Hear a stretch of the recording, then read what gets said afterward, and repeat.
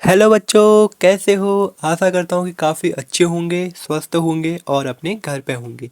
आज की जो ये वीडियो है वो काफ़ी इम्पोर्टेंट होने वाली है, क्योंकि आज हम क्लास 12th के अध्याय 1 यानी कि पुष्पी पादपों में लैंगिक जनन को काफ़ी अच्छी तरीके से इसके बारे में डिस्कशन करने वाले हैं और इस चैप्टर को कंप्लीट करने वाले हैं। आज का जो ये सेक्शन रहने वाला है काफ़ी इम्पोर्टेंट रहने वाला है, तो जल्दी से एक बार लाइक कर दें, सब्सक्राइब कर दें और अपने दोस्तों को शेयर कर दें।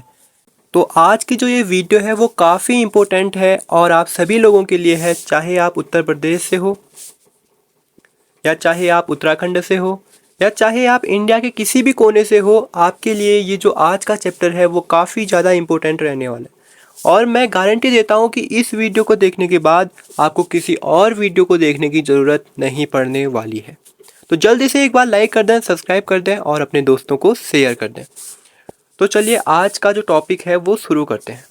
सबसे पहले हम बात करते हैं आवर्ती बीजी पुष्पों की।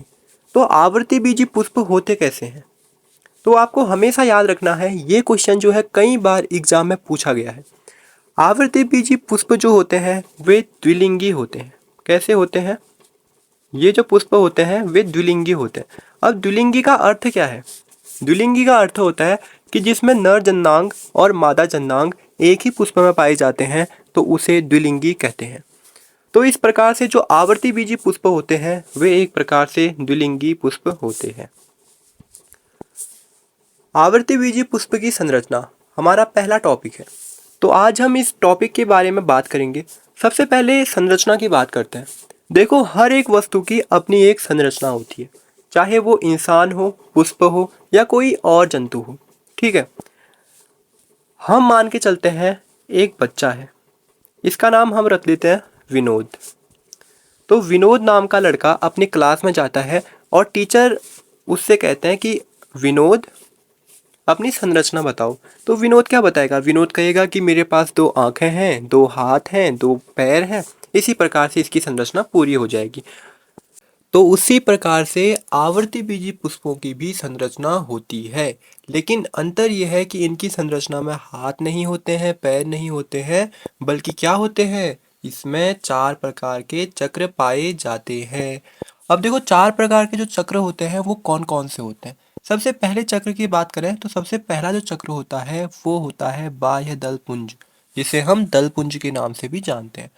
अब इनकी विशेषता क्या है?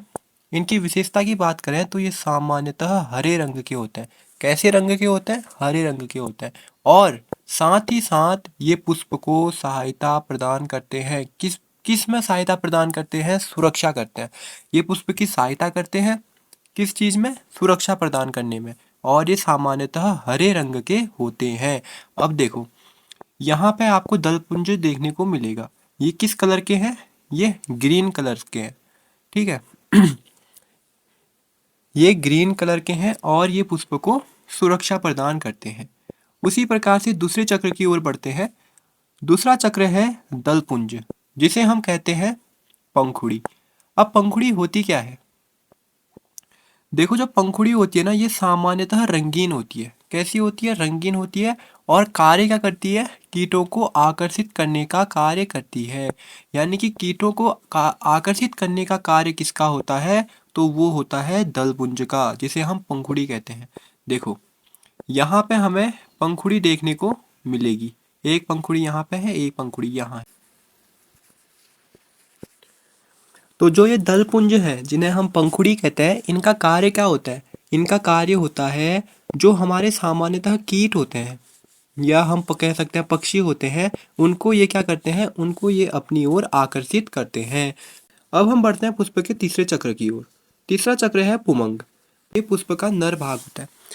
जो पुमंग होता है वो पुष्प का नर जनन भाग होता है, जिसमें परागकोश परागकण बनाते हैं। इसमें परागकोश, जो परागकोश हैं वो क्या बनाते हैं? वो परागकण बनाते हैं। देखो, जो हमारा नर जनन अंग है, जिसे हम पुमंग कहते हैं, उसके अंदर 2 चीजें शामिल होती हैं। एक तो होता है ये, इसे कहते हैं हम परागकोश। ठीक है, और दूसरा होता है ये लंबी लंबी सी संरचनाएं, जिसे हम कहते हैं तंतु। उसी प्रकार से अगर हम चौथे चक्र की बात करें तो ये होता है जायांग, यानी कि स्त्री जनन भाग। यह स्त्री जनन भाग होता है और इसमें जो अंडाशय के अंदर बीजांड पाए जाते हैं। किसके अंदर? अंडाशय के अंदर क्या पाए जाते हैं? बीजांड पाए जाते हैं। देखो आप लोगों को यहाँ पे दिखाई दे रहा होगा अंडाशय, जो ये वाली संरचना है यहाँ से, ये है अंडाशय की। और अंडाशय के भीतर जो आपको संरचना देखने को मिल रही है वो किस चीज़ की है? वो है हमारी बीजांड की संरचना। ये वाली जो संरचना है ये बीजांड की संरचना है। तो इसके बाद जो है इसका अगला जो पॉइंट है काफ़ी इम्पोर्टेंट पॉइंट है, आपको ये याद करना चाहिए क्योंकि ये परीक्षा के हिसाब से, परीक्षा के अकॉर्डिंग काफ़ी ज़्यादा इम्पोर्टेंट बनता है। ये है कि आवृत्तिबीजी पुष्प जो हैं वो लिंगधारी होते हैं। लिंगधारी का अर्थ यहाँ पे क्या है? लिंगधारी का अर्थ होता है कि यानी कि द्विलिंगी होते हैं। कैसे होते हैं?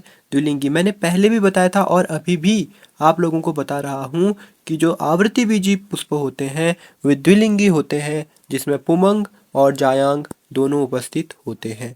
इसमें क्या होते हैं? पुमंग भी और जायांग भी दोनों उपस्थित होते हैं। क्योंकि आज जो है हमारी चैनल की पहली वीडियो है तो आज ये वीडियो काफ़ी छोटी होने वाली है। अगर आप हमें सब्सक्राइब करते हो, हमारे वीडियो को पसंद करते हो, तो जल्दी ही हम जो है इसका पार्ट 2 जो है जल्दी ही लेकर आएंगे। और तब तक के लिए सब्सक्राइब करें। धन्यवाद। मिलते हैं एक और नए वीडियो के साथ पार्ट 2 में।